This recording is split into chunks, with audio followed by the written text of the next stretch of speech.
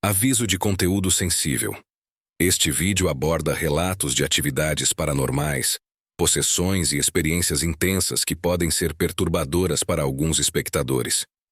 Recomendamos discrição, especialmente para pessoas sensíveis a temas sobrenaturais ou espirituais.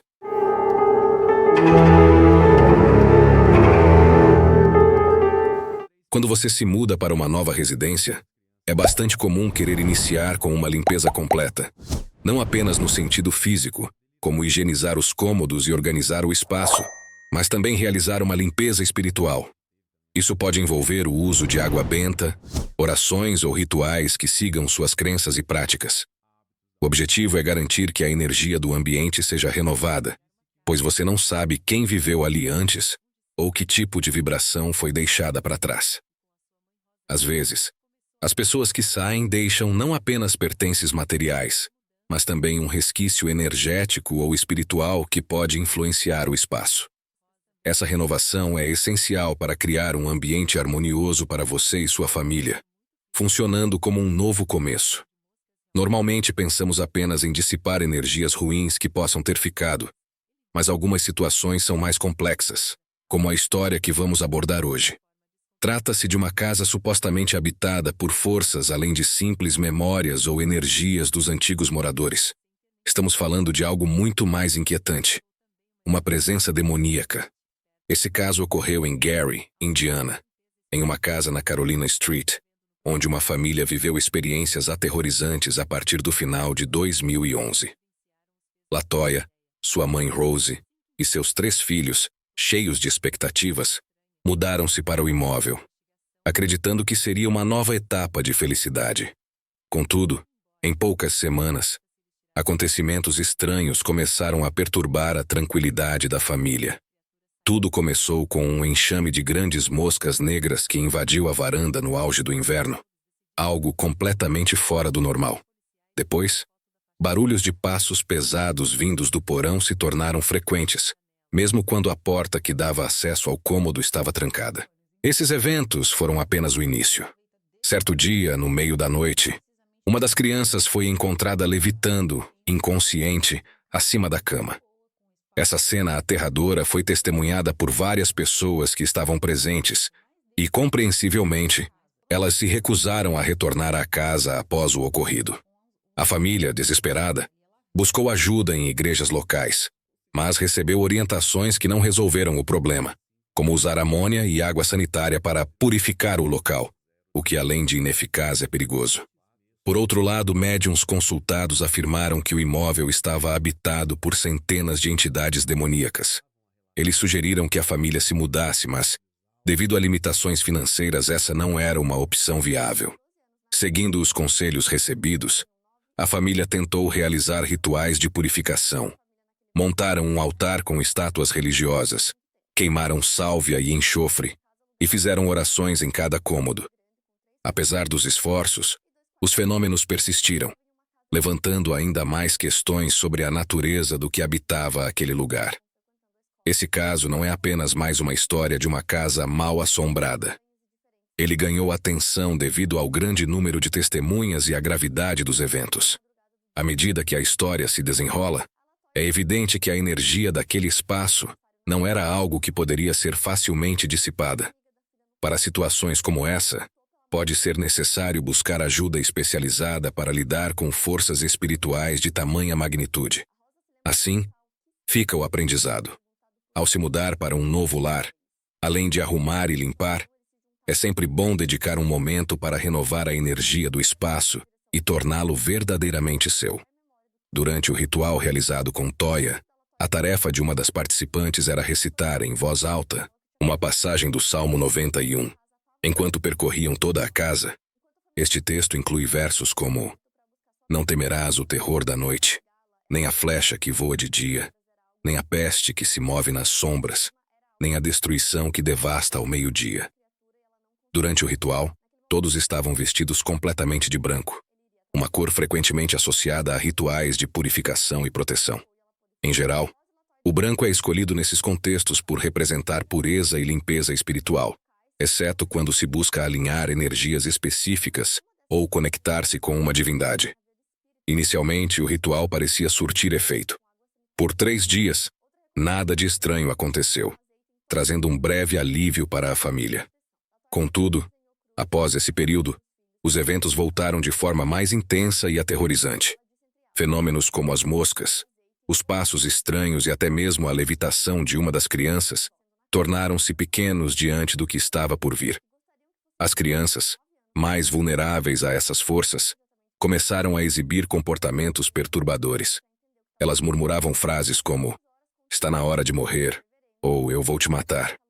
Enquanto falavam, seus olhos ficavam arregalados e suas bocas se contorciam em sorrisos macabros. Simultaneamente, Toya relatou sentir ondas de calor pelo corpo e a sensação de perder o controle sobre si mesma. Essas experiências tornaram-se frequentes, assim como episódios envolvendo as crianças. O filho mais novo, com apenas 7 anos, foi encontrado no armário conversando com um amigo invisível. Esse suposto amigo falava sobre como era morrer, algo que claramente não se tratava de um simples amigo imaginário. Em outro momento, o menino foi lançado para fora da banheira, como se tivesse sido empurrado por uma força invisível. Também houve um incidente em que uma cabeceira foi arremessada, ferindo a filha de Toya, embora ninguém soubesse explicar como isso aconteceu. A filha mais velha, de 12 anos, relatou sentir-se paralisada, sufocada e incapaz de falar ou se mover. Durante essas crises, ela ouvia uma voz que a ameaçava, dizendo que ela nunca mais veria sua família e que morreria em poucos minutos. Tais episódios levaram a família a, ocasionalmente, buscar refúgio em hotéis, incapazes de permanecer na casa durante as noites mais tensas. Com tudo isso acontecendo, Toya decidiu buscar ajuda médica para seus filhos. Em 19 de abril de 2012, ela os levou ao consultório do Dr. Jeffrey. Ele observou os comportamentos inquietantes das crianças, como suas vozes sinistras e frases assustadoras, e declarou que, em toda a sua carreira, nunca havia presenciado nada semelhante. Durante a consulta, algo inesperado aconteceu. O filho mais novo foi arremessado contra uma parede por uma força invisível e desmaiou logo em seguida. Isso levou a equipe médica a chamar os serviços de emergência. A situação chamou a atenção de assistentes sociais, que começaram a investigar possíveis casos de abuso infantil ou instabilidade mental por parte de Toya. Havia suspeitas de que ela estivesse encorajando as crianças a atuarem, mas logo os eventos passaram a envolver novas testemunhas. Uma delas foi Valerie Washington, uma assistente social designada para avaliar o caso. Durante uma visita ao hospital, Valerie presenciou o menino mais novo rosnando como um animal, com os olhos revirados e atacando o irmão mais velho, apertando seu pescoço até ser contido por adultos. O evento mais impressionante ocorreu quando o filho mais novo, na presença de Valerie e uma enfermeira chamada Wiley Lee Walker, foi visto caminhando de costas até uma parede, subindo-a e permanecendo de cabeça para baixo no teto. Segundo os relatos, ele conseguiu descer de forma suave, ainda segurando a mão da avó, sem nenhum esforço ou lógica física que explicasse o ocorrido. Esses testemunhos tornaram o caso ainda mais intrigante e levantaram novas questões sobre a natureza das forças que atormentavam essa família. No decorrer da investigação, os policiais interrogaram Valerie, a investigadora do DPC, sobre o episódio em que o menino supostamente escalou a parede. Perguntaram se ele teria feito algo semelhante a uma acrobacia, algo que crianças geralmente fazem para chamar atenção, como dar cambalhotas ou piruetas. Porém, Valerie insistiu que o que testemunhou não era um truque. Ela descreveu que o menino deslizou para trás, subindo a parede e alcançando o teto, desafiando a gravidade.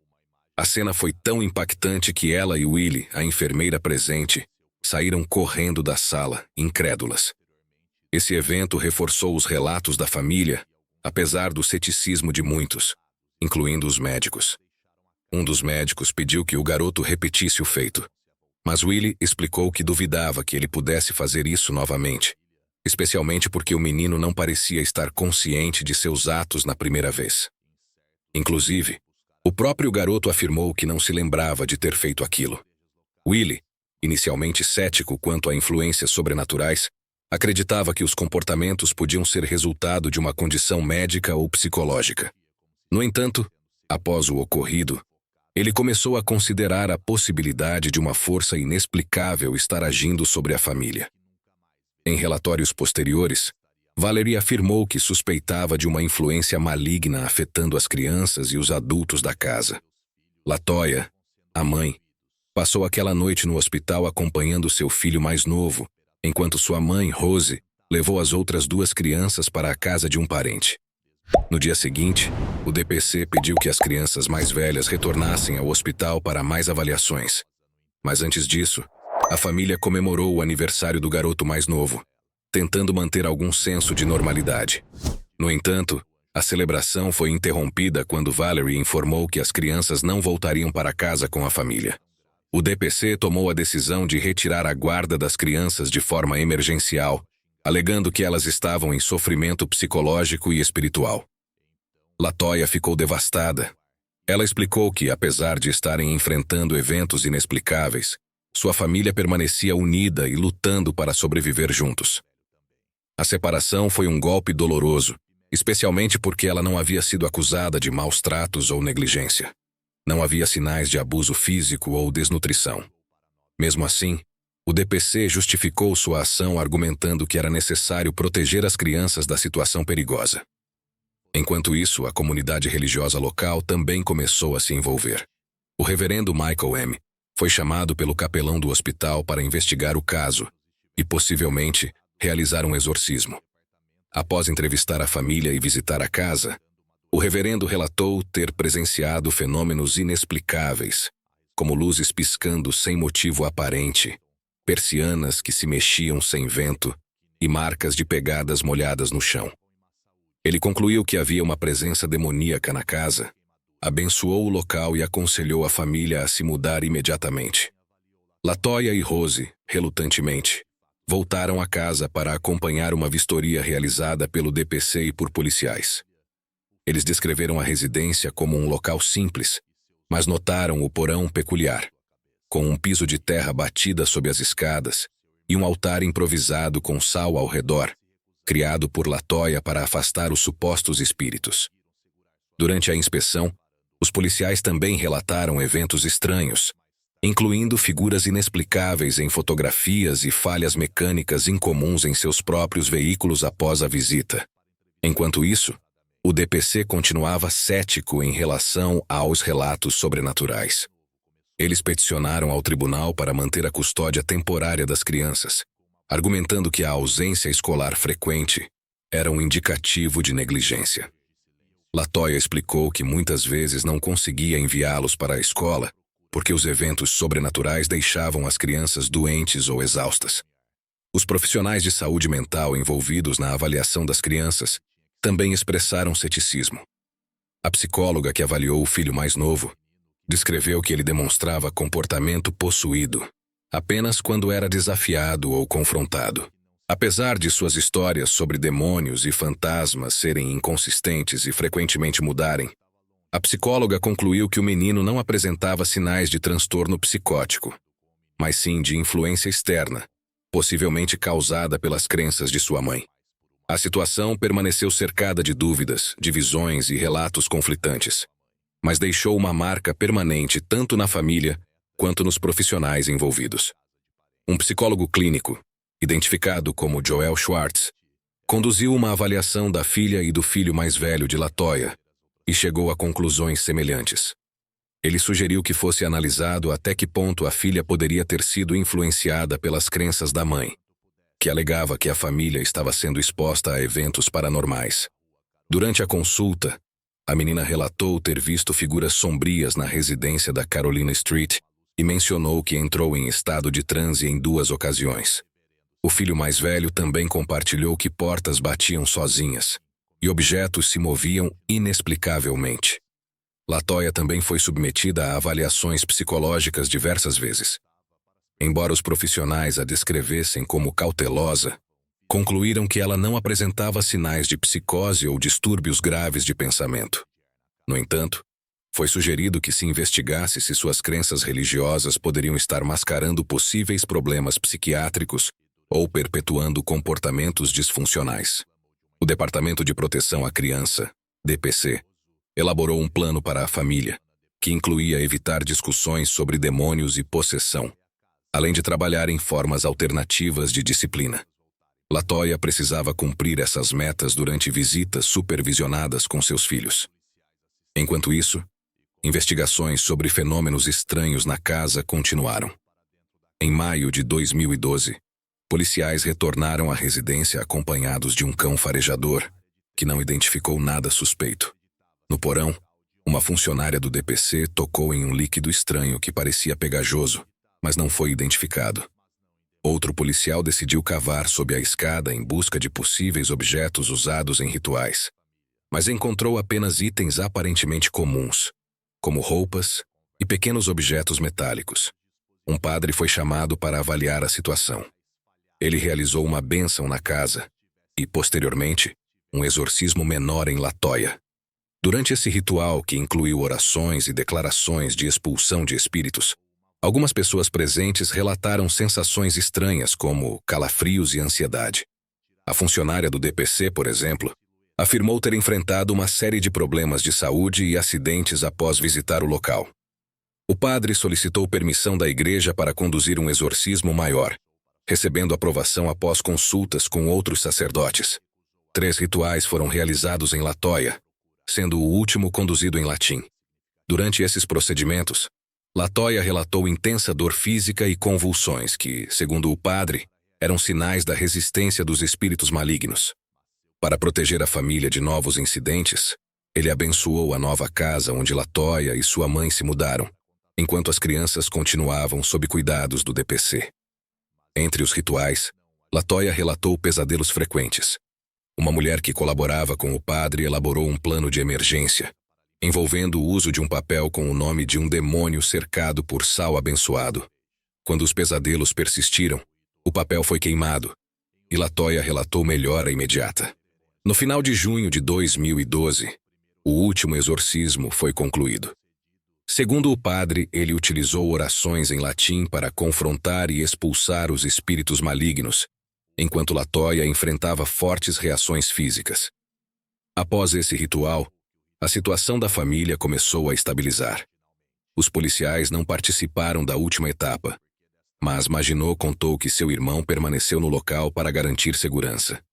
Durante o ritual, LaToya teve espasmos enquanto ele proferia palavras contra as entidades malignas, mas manteve-se calma durante as orações. Quando ela adormeceu, ele recitou palavras de gratidão, marcando o encerramento de seu trabalho com ela. LaToya e sua mãe retornaram a Indianápolis, onde alegam viver agora sem preocupações. A antiga residência na Carolina Street, no entanto, tornou-se um ponto de interesse para curiosos, a ponto de o proprietário, Charles Reed, solicitar à polícia que parasse de patrulhar o local, pois estava assustando o novo inquilino.